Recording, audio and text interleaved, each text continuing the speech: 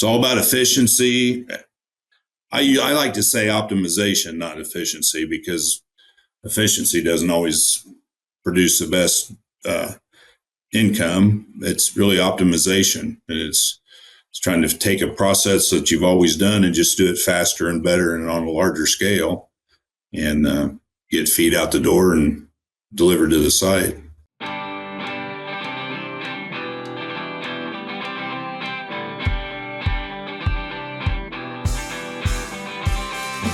Welcome to the Feed Podcast. Our guest today is Bob Oitker with the Maschhoffs.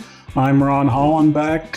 So Bob, would you, how are you today, first of all? And if you would give a brief, synopsis of you, what you do, how long you've done it, and anything you think we might like to know.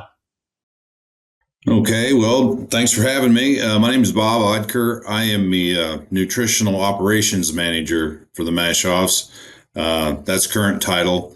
I've been in the feed business since 1982, when I started with a small mill here in the Pike County area, and worked there around 18 years, and then went to a smaller co-op for a while, and then came on board with the Maschhoffs in 2002. And I've worked in the feed part of their organization since that time, primarily feed mill management, feed mill projects, and dealing with toll mills, which are the mills that manufacture feed that we buy that we don't produce ourselves. So kind of had various roles all through that time, but that's a brief review of what I've done. Eastman serves veterinarians and nutritionists in agrochemical and animal health industries by helping them select, evaluate, and implement innovative nutritional programs. Eastman works with your team to customize your gut health approach in feed and water. Eastman's approach addresses nutritional and bacterial challenges and finds new ingredient preservation and hygiene solutions. Explore ways to accelerate and innovate your programs. Contact the animal nutrition team at eastman.com. We've had the privilege, I guess, of working together on things for several years. So I know you have a bit of a unique position within the Maschhoffs and how you interact with other feed producers. You want to kind of explain that to us and how that, I guess, the intricacies of what you attempt to do each day. Well, yeah. So first of all, the Maschhoffs are very much based on science. They have a good number of nutritionists and research people that work for them. And what we do is our own trials, and we try to decide exactly what we want to feed our pigs. That's easier to do in a mill that you own, but since we're spread across such a big geographical area, I've spent a good deal of my time traveling around looking for feed partners that will help us manufacture the feed that we want to use. Pelleted feed, micron size, safety concerns, both safe feed and a reliable supply of feed. So I've spent a lot of time. I don't know how many feed mills I've been in, Ron. At one time, I was working with 23 toll mill partners. So that'd be 23 mills that were producing feed for us. And we put together an auditing program and a program where I would I would make a visit to each mill, and we talk about things like pelleting and grinding and ingredient sourcing. And we try to understand the ingredients that we're using in each different geographic area and to formulate to those things. So there's a lot of partnering, a lot of relationship building. I had the pleasure of buying feed from the group you work for. We first met as in that toll mill relationship. And then later on, you joined us for a while and got to work with you there as well. So there's a lot of difference between just calling up a feed mill and wanting to buy some grower feed, for example, than there is to go to sit down with a guy and say, hey, this is this is what we'd really like to have, and see what the capabilities of his mill are first. If I have an ask and the guy's equipment won't really meet that or isn't capable of that, then I have to go back to our people and say, well, this mill can't do this, but here's what they can do.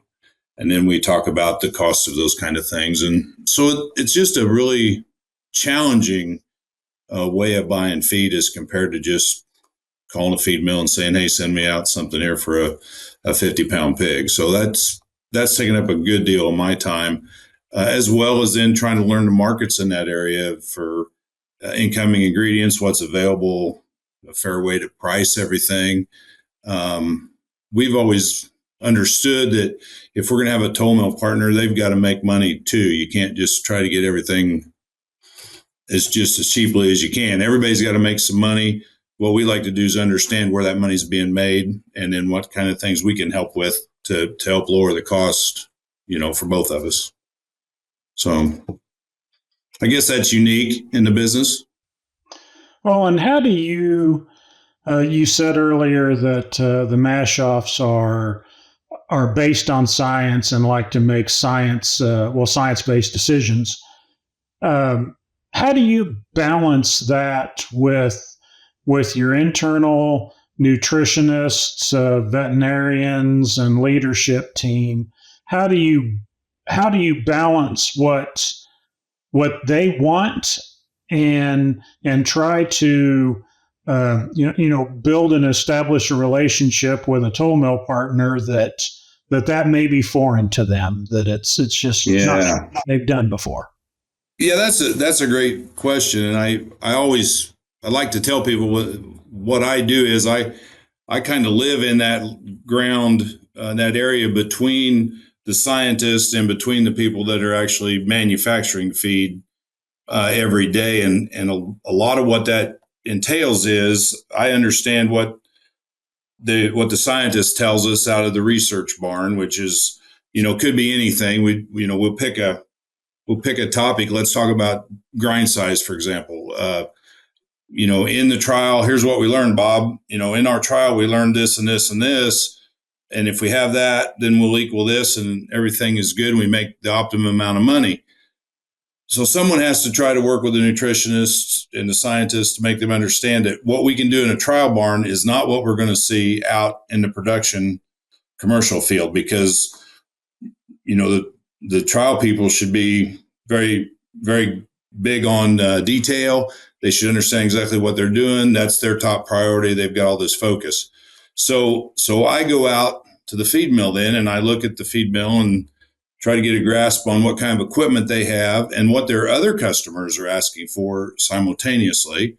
Some of these mills, as you know, may be feeding for 30, 40, 50, 60 different people, and they can't have a different grind size for everybody. So I can go look at what they're currently doing, maybe what they're capable of doing, ask them for this, and then based on that, then we start the negotiation on cost and those kind of things. So then I go back to my side, and I'm like, okay, now, so what's the value of this? So I know what we can do. It's one thing to know that something will make you money, and then it's another thing to figure out if you can get it, and if you can get it and execute it, what that final payoff is, and to be able to measure your success. Were we actually able to execute this and measure it and know that, yes, we were able to increase profits or health or whatever the target might be.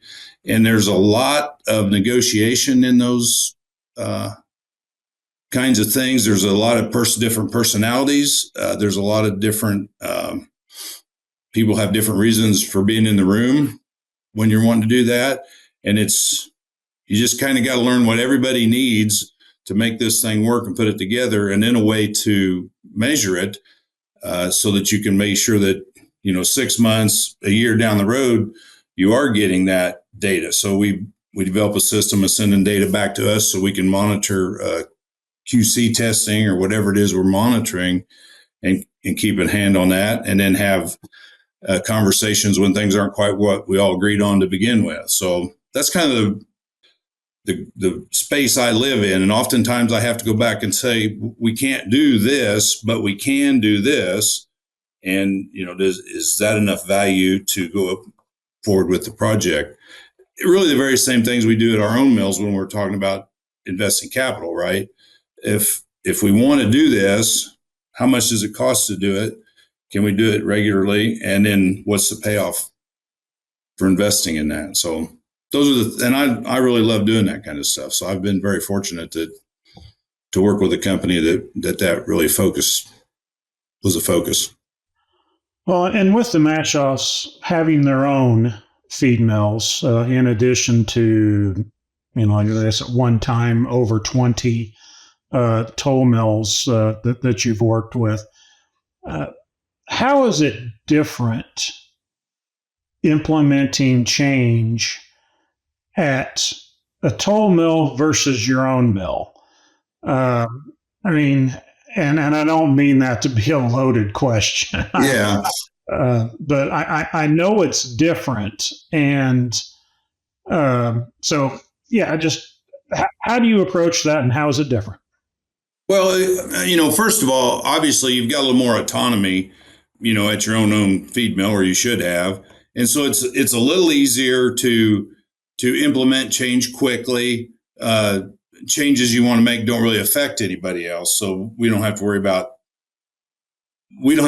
our customer getting mad and leaving, because our customer is ourselves. We're sending feed to finishers that are leased, but they don't have an option to just go buy feed from somebody else. So from that aspect, we've got a lot more flexibility, where I might go to another guy down the road, and he may be a multi-species mill, right? He may be feeding cattle and sheep and chickens and my swine, and my swine may represent a very small or maybe a large portion of his business. So depending on that, how willing he is to make changes for me and that type of thing.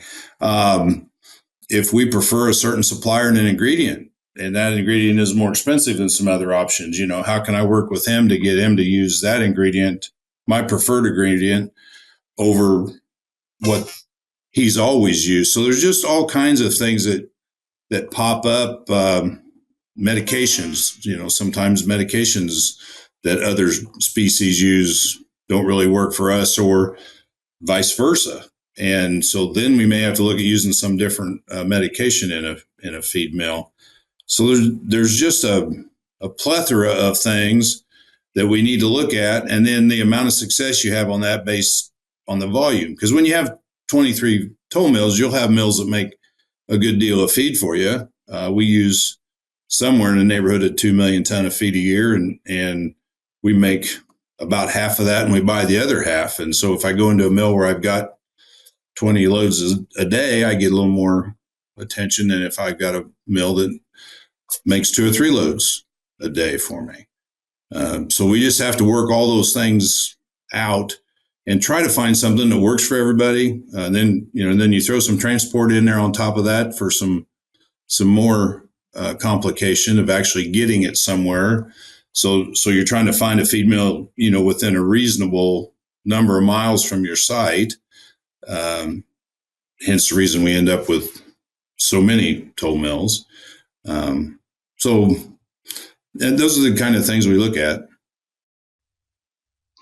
And you mentioned particle size as an example before. And I know for the most part, the Maschhoffs would prefer pellets versus a meal feed.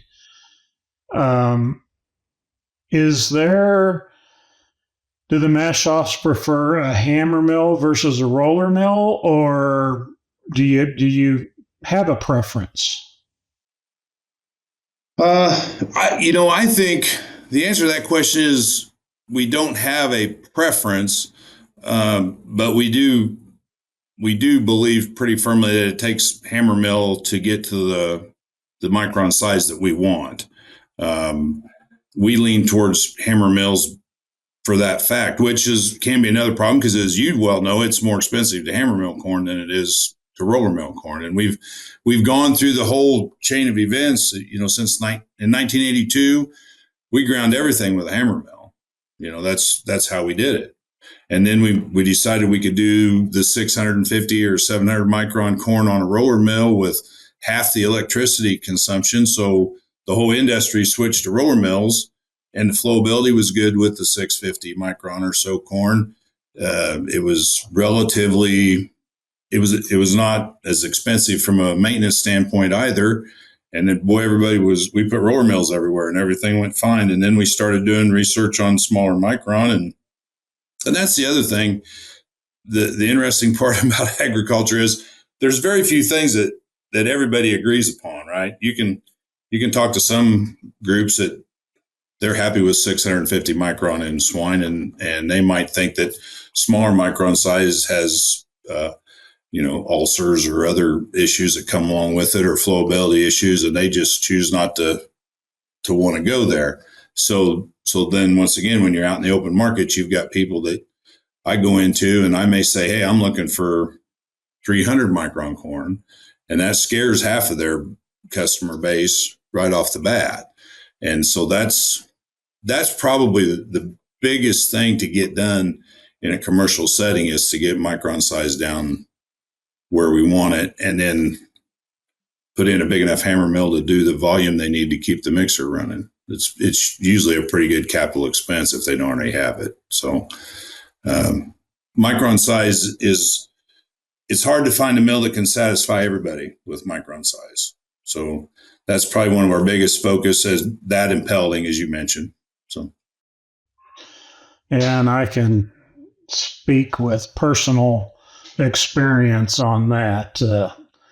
Different customers. One customer wants 650, as you said. Somebody else wants 400 or less, and you can't satisfy everybody. And to some extent, I mean, right, wrong, or indifferent, you try to pick something halfway in the middle that you can grind enough corn to meet your capacity needs. But pretty much nobody ends up being happy in that scenario. But it's the best you can do as a toll mill, working with multiple customers. And that's I've been on both sides of that table. I've been in your position as well as the toll mill side, and it's frustrating for both parties.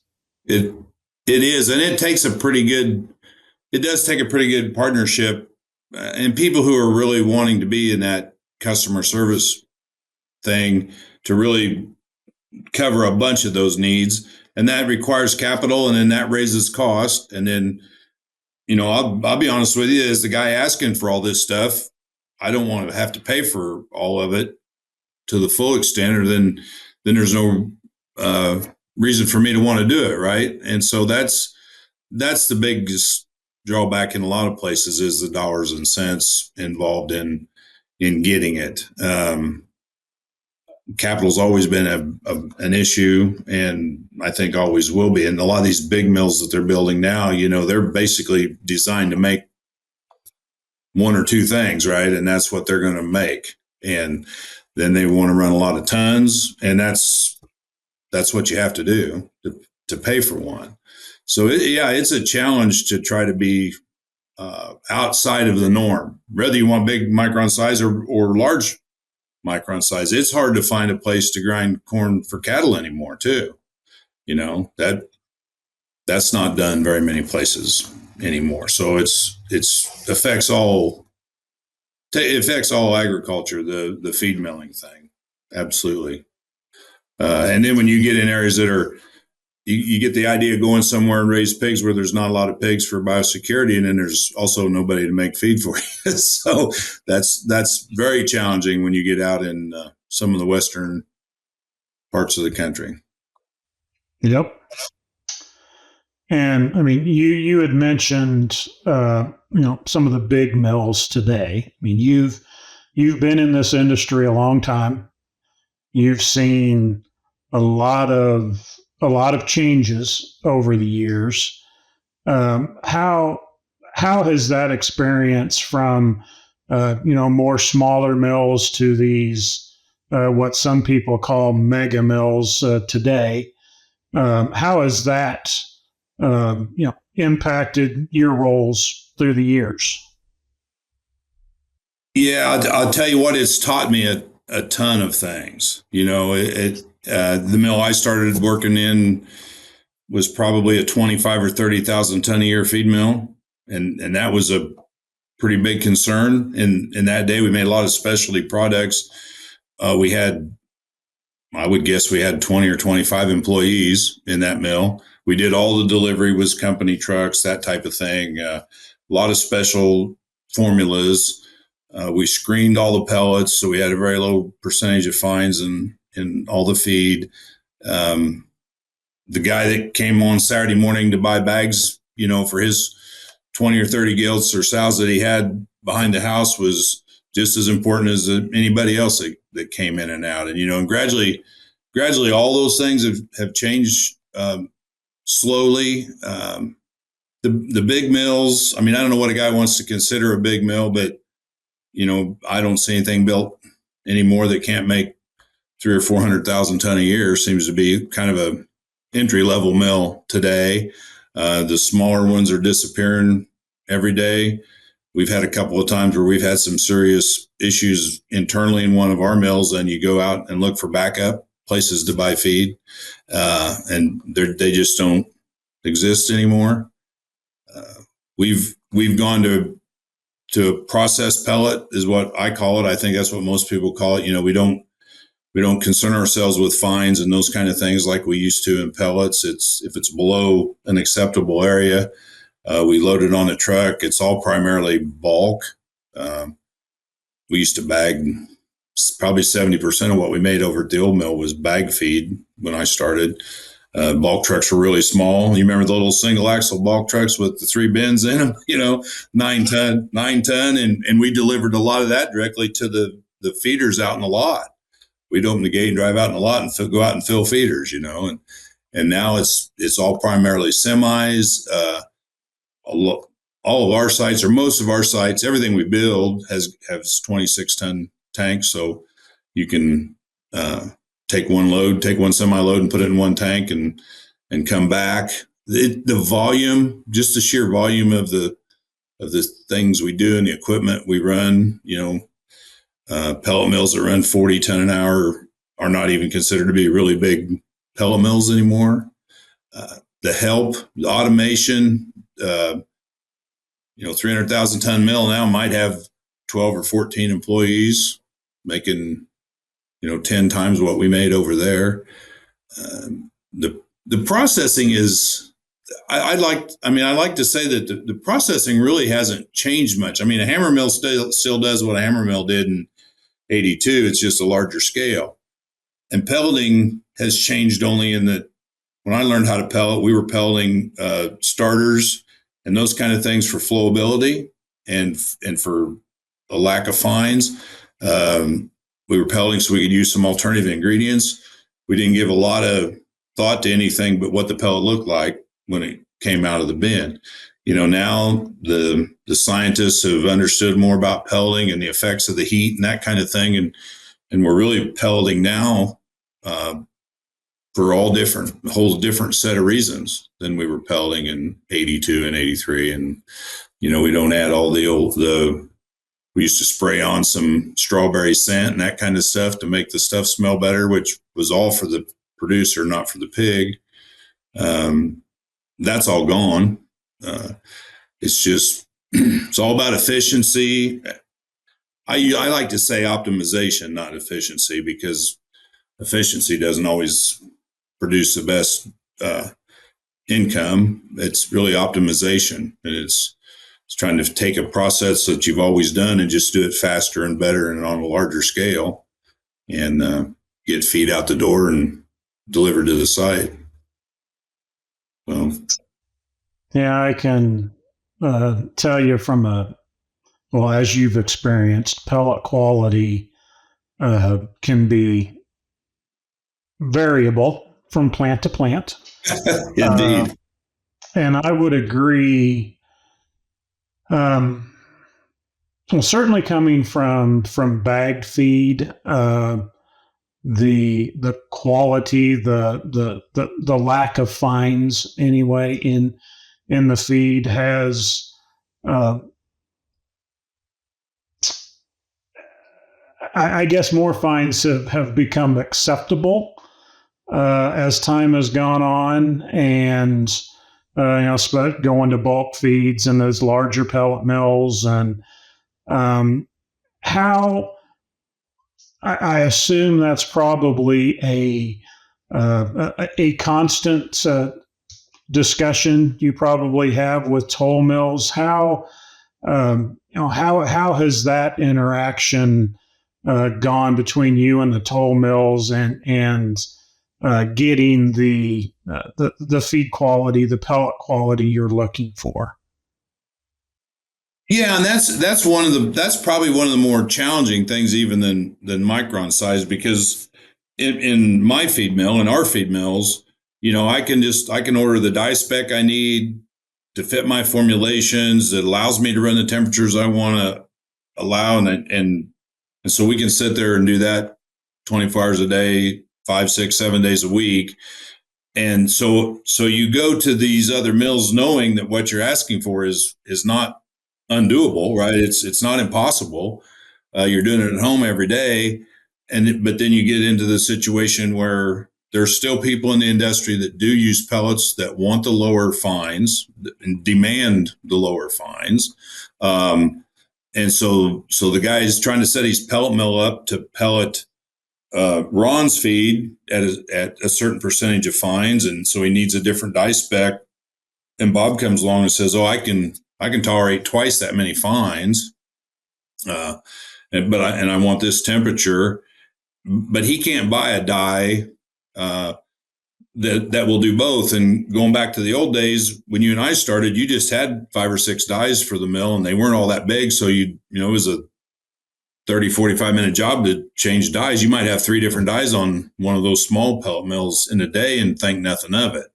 Well, now you go into these mills, the die weighs 2,000 pounds or more, and it takes 6 hours, if you know what you're doing, to get them on there and get them set and get them going, and nobody's willing to do that. So they want to put a die on there and run it. Don't take it off till it has to come off.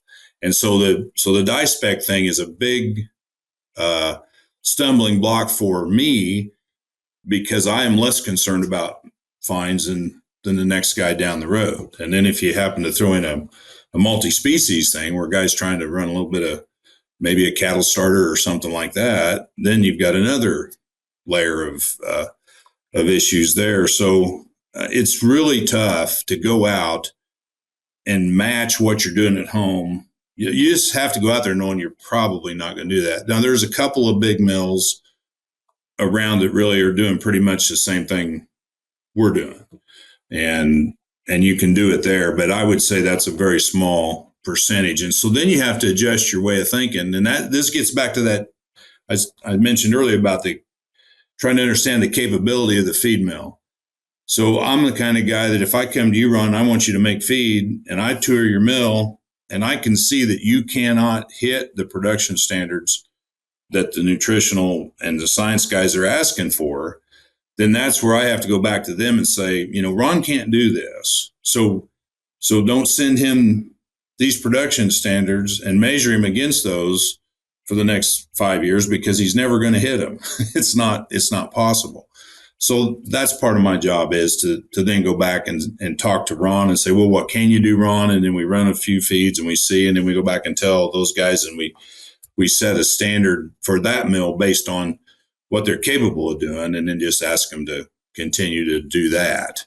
And I think that's a bit unusual approach to feed. Most people seem to just want what they want, or else they're going to be upset about it. And interestingly enough, I also get a lot of pellet pushback from farmers, from the guys that are feeding this stuff. Everybody has their own opinion of what a good pellet looks like, and it's interesting that they'll call me upset about the percentage of fines in some feed, and so we'll have them send in a sample, and we'll do a sieve test on it. It's right in what we're asking the mill to do, and so then to add another part to it. I got the scientists wanting this, the mill wanting to do this, and then the guy that's feeding it thinking they're both wrong. And so you have to kind of work with the production partner to help, Omar says, educate him. Sometimes it's just try to convince them to go along with the plan, And so there's very few farmers or people in ag. Most of us have opinions about stuff, and most of us got those opinions from our own personal experiences, and we believe in most of them. And it really makes it interesting when you try to get two or three of those together and agree upon something. So yeah, it's hard to convince people they're wrong, but even if you strongly believe they are, but it is hard to believe that, and even harder is to contemplate the fact that we might be wrong occasionally, right? And so, but that's what I like to do. I like to work on things that present some challenges and some things we have to think differently to work out for everybody. Another thing that's changed in pelleting over the years is the use of screeners, pellet screeners. I mean, they used to,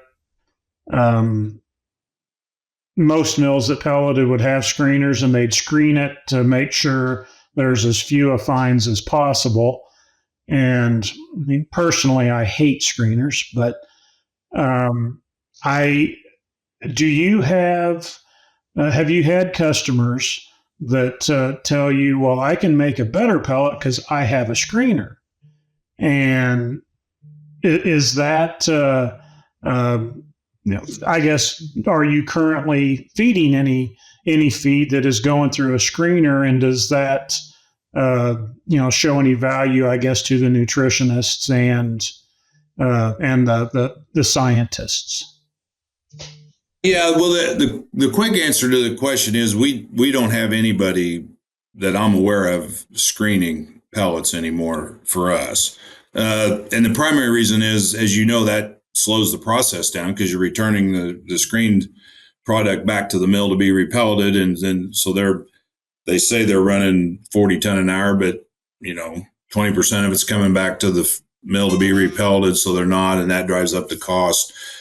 Basically, one of the things I do that works really well for me is the research and development nutrition team. They will tell me, we don't want to be above this number. So from this number on down is fine.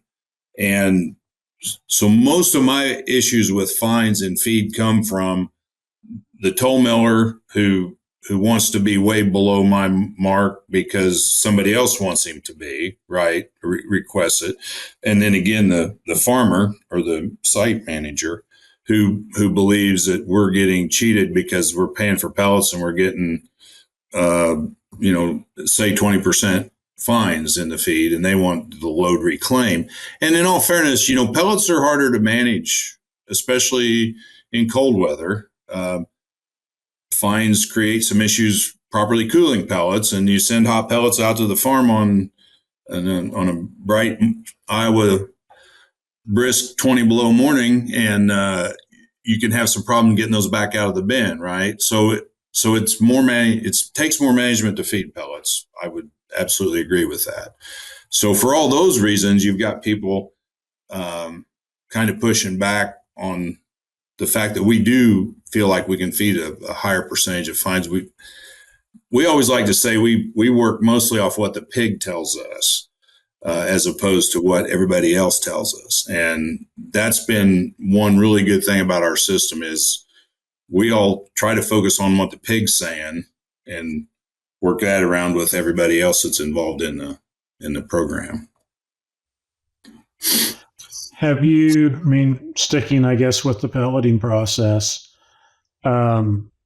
there's some mills, they have no post-pellet liquid application capabilities. Others will do fat at the die. Others may have a downstream coater.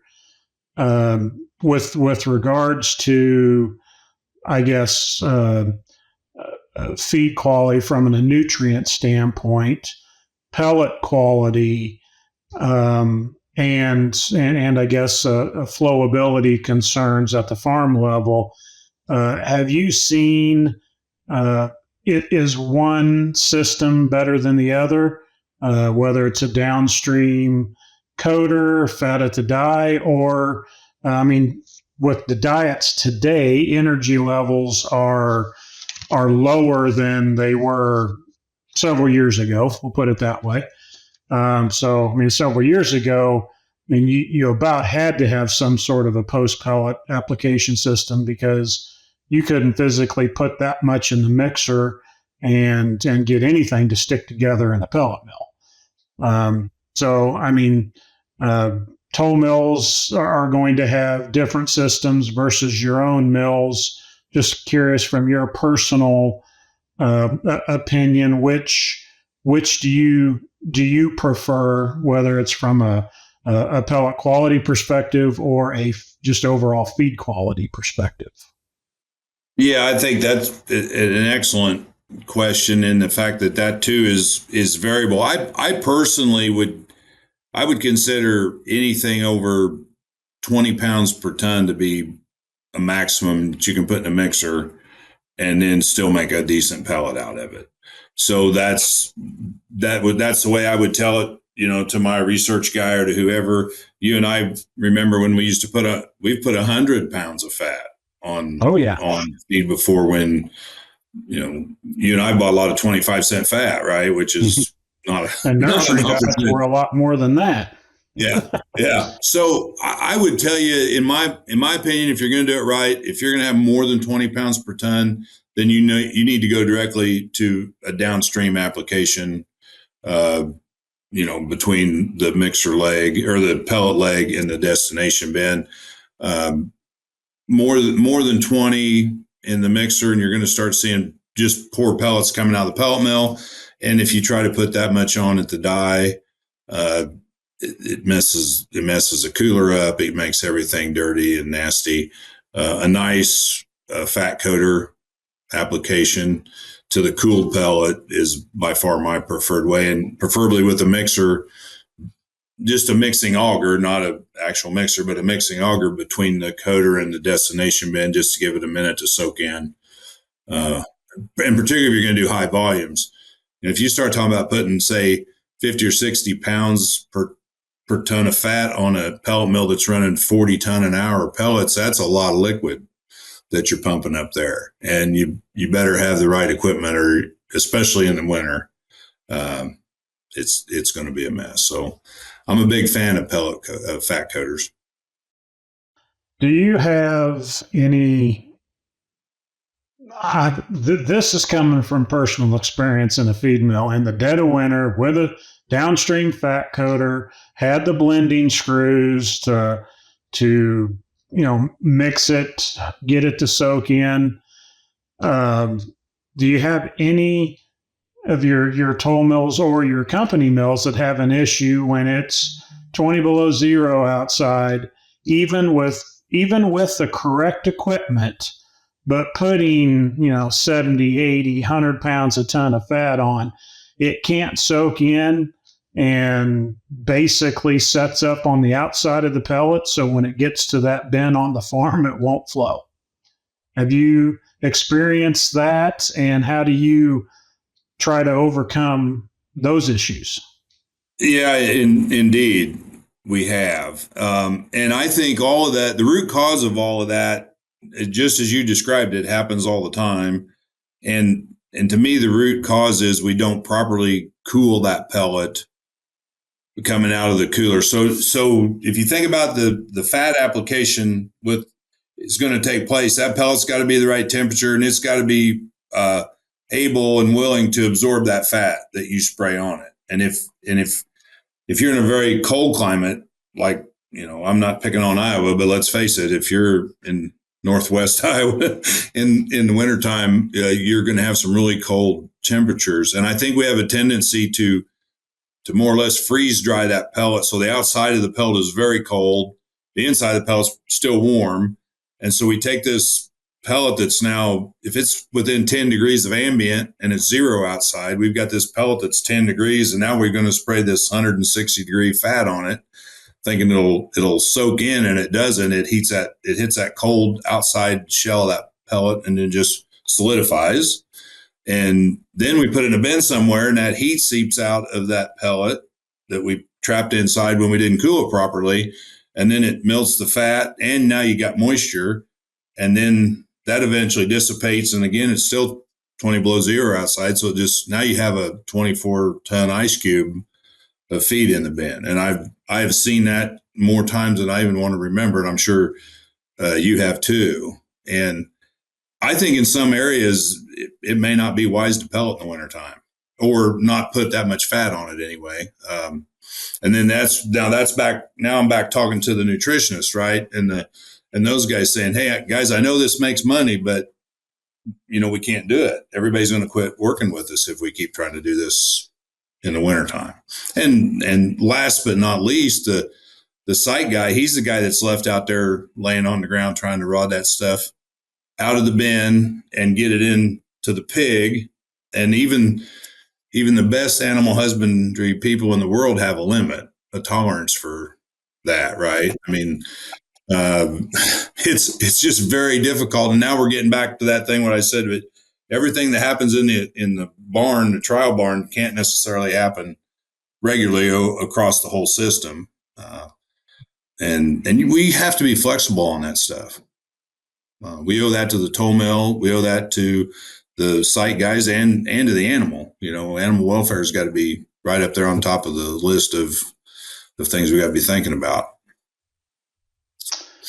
Yeah, you're exactly right. I've had those phone calls, and the producer out there in that 0-degree weather, rotting feed out of the bin, and it's something we did in the feed mill. It is not that producer's fault that it ended up that way. And you're exactly right. Having to go back to the nutritionist then at that point and discuss the capabilities of the feed mill, because you're exactly right on how you described it. We freeze dry the pellets because you're pulling so many CFMs through, running 40 plus ton an hour. We can't, when you're pulling that cold of air through, you can't adequately cool and dry that pellet. I'm not a physicist, but I'm not sure you can physically do it the way feed mills are designed. So we plus or minus 10 degrees of ambience, kind of our goal. It comes out, you can tell by touching it, it's frozen.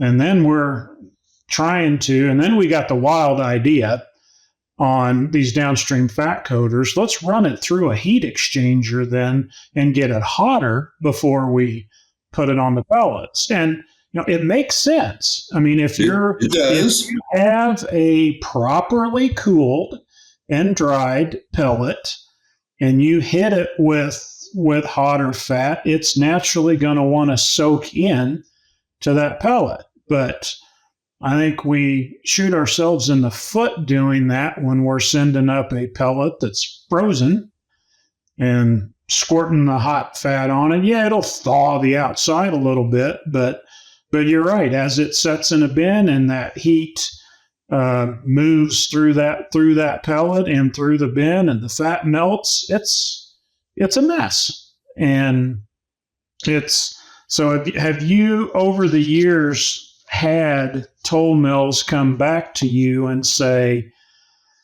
Bob, when it gets below 10 degrees, whatever the number is, I cannot put that amount of fat on the pellet. Then, how do the Maschhoffs and Omar and others adjust for that? Because it's a one-off. It would be different formulations than you want to run, different formula specifications that would need to be used just under certain temperature conditions. So it might be used today, but it warms up tomorrow, so you don't need to use it. How do you balance that without having nutritionists upset for having to make so many different diets? Well, and I think that leads to another statement I'd like to make, and that is another thing that's changed in the feed industry is you have to have nutritionists and R&D people who are willing to listen to people with that have less of an education than they do. Because, and I give kudos to Omar, but this guy that's laying out there on the ground with the rod at night when it's 20 below probably doesn't have a PhD in most situations, but he knows that what we're doing ain't working. And I'm very fortunate to work with Omar and a team, and the Maschhoff brothers themselves. Dave still works in a feed mill occasionally if he gets an opportunity to. I work for a company who really puts animal welfare first. And so as soon as we have things that are going to probably disrupt the delivery of feed to that animal, they're pretty quick to say, okay, we'll cut the fat in half, or we'll stop putting fat on. And now that doesn't mean they don't call every day and ask, can we put it back on? But they're pretty quick to adjust. And we've got good partners. I don't want to, I don't want to be throwing out a bunch of names there, but when we worked with you folks, you understood what it was going to take to get the job done. And when I'd get a call from you or some of the other guys and they just say, hey, we can't do this anymore, I like the first time I hear them say that, I like to try to go back and do something. I don't like to get to the point where they just call and say, hey, next week you need to find somebody else to make your feed, because we're not going to do, because if it's hung up in the bin, who's the first person we call? The feed mill. Hey, can you get somebody out there and help us reclaim that? So that's cost to you and to the feed mill. Yeah, they can charge it to me, but then they've got their people out there trying to do it. And it just doesn't work for anybody. And I like to think we try to be as flexible as anyone, again, getting back to that capability thing. And if it's something, we're asking for something that just can't be done, I don't mind asking for extra effort, but I don't want anybody to be going crazy out there just trying to do something that isn't going to work. So we would cut the fat back. And a lot of times, if we're honest about some of this stuff, it's the most efficient way to raise pigs. It's the most efficient way, perhaps in the case of fat, to get the energy level that you want.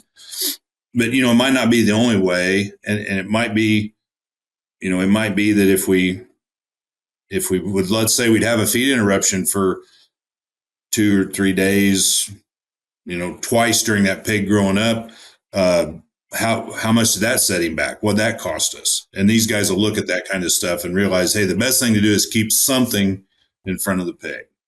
That's first and foremost. So I think we do okay, but it's still more work to feed pellets. There's no really way to make it look like it's the easiest way to feed pigs, because I don't think it is. And I don't, I totally agree with you. I don't want anybody to take any comment I've made as, as to slamming nutritionists or anything, because I agree. Omar he's great to work with from a toll mill side, as well as the period of time I worked directly with him at the Maschhoffs, and really most nutritionists fall into that same boat. It's all about the pig. It really doesn't. Nothing else really matters. So the working with the mills and what their capabilities are, and how do we get the best nutrition to that pig possible, given the parameters and constraints we have to work within. So. I think that's have a lot of respect for nutritionists. I myself am not a PhD. I'm just a dumb feed guy. So if they're willing to listen to us, then and make adjustments, that's really about all we could ask. Yeah, agreed. And I don't mean to make them out like bad guys. I'm just saying, when I first started out, we didn't have those kind of relationships. I mean, most of the time we didn't even know who the nutritionists were, right? Agreed. The guy would call and say, "Hey, here's what I want, make it." Yep. And so, yeah, that's a good thing. Yep, that's another area of the feed industry that has evolved over time, and in a good way, in my opinion. I agree, 100%. It's time for our famous three. Evonik Animal Nutrition is committed to ensure food security and safety while reducing the ecological footprint of animal farming. Its products and services use evidence-based solutions that seek to promote animal welfare and reduce reliance on natural resources. All this is underpinned by long-standing industry partnerships and deep customer understanding. Evonik's focus on efficiency, sustainable, healthy nutrition, and collaborations with livestock farming partners creates value for customers and consumers. Well, Bob, I've enjoyed this conversation. We probably should start to wrap it up. And there's three questions I'd like to ask as we end this podcast. The first one: what is a resource, kind of a go-to resource for you over your career that just helped you with regards to feed manufacturing or the feed industry? Well, I'll tell you, that's changed too. I started out, using books, universities, that type of thing for some problems. But as it's changed, and especially with working at the Maschhoffs, a lot of times we're kind of on the front edge of some of these things, right? So what I've done in my life that's helped me immensely is I get a network of people. Almost anything that you want to talk about or work about, if I don't have an idea where to start, if it's an air question, I got a guy from Iowa that knows just about as much about air and CFM and all that stuff as anybody going, and I'll reach out to him. Some of the people that make equipment have done a lot of testing and that kind of stuff, and when I started wanting to grind fine, I reached out to some of them and I said, how are these ethanol guys doing all this grinding? How are they getting that done? And I find you get the right answer quicker if you'll find people such as yourself. You've done a lot of pelleting. You can tell people a lot of, you can be in this seat pretty easy about pelleting. So I've switched more from books to just a network of people that are actually doing these things. And it's really easier to do that now because there's fewer and fewer of those people all the time, right? We're not growing as many farm boys as we used to grow, and we're not growing as many female guys as we used to grow. And there's a limited number of people that really understand pelleting or really understand grinding or really understanding any of this stuff. And so people are my biggest resource when I have a problem. Good. Is there a resource or something that maybe outside of feed milling or agriculture that has helped drive you or provide information throughout your career? Well, boy, there's no replacement for experience. I think if a guy wants to kind of champion change and try not to just think about what we've always done before. And I think from a relationship standpoint too, it's key that we learn a lot about ourselves. When you think about crucial conversations and that kind of stuff, and become self-aware about what our weaknesses are and what our strengths are, and then be confident in what you know, and admit what you don't, you'll get along a lot quicker than if you just try to bull your way through everything. So personally, I think self-awareness, I think the crucial conversation type of books, there's a lot in the Bible, Ron, that'll help you a lot just to figure out what kind of person you should be and treat people fairly and do what you tell them to do.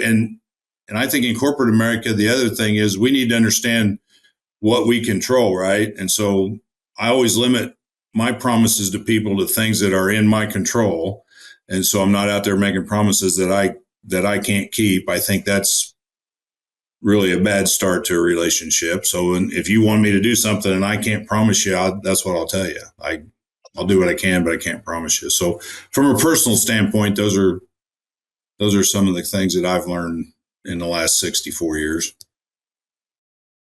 Well, you've already kind of answered the last question I was going to ask, but or certainly parts of what you said would contribute to this. But what, in your mind, separates people who have been successful in the feed industry and those who may have been less successful?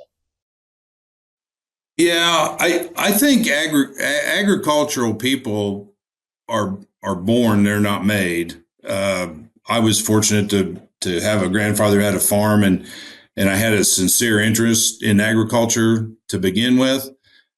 So I think that's a big plus. I think agriculture teaches us all a good hard work ethic. And I always like to think. I always tell people I think I have about a C+ mind, right? I just think I'm smarter than about half the people I meet. But I realize that there's a lot of A+ minds and those kind of people out there. So I just made up my mind a long time ago that I might not be as smart as everybody, but I'll outwork anybody. And so, have confidence in yourself. Don't be afraid to work. I think the people who don't make it in agriculture are the people who don't understand it. When pigs are out of feed at 3:00 in the morning, somebody's got to do something about it. You can't wait till after you go to Starbucks and get in the office to deal with it. And if you don't like that kind of stuff, you better stay out of agriculture, because I don't know of any agriculture jobs where you're not pretty much on call 24/7. And I think that's why a lot of people leave it. It's a lot of work. So that's it. Yeah, you have to. If you don't, you're not going to stay in it, especially when it's 20 below. Well, great, Bob. I appreciate your time, appreciate your insight. But I think we'll wrap this up for today. So this has been the Feed Science Podcast. Thank you for listening.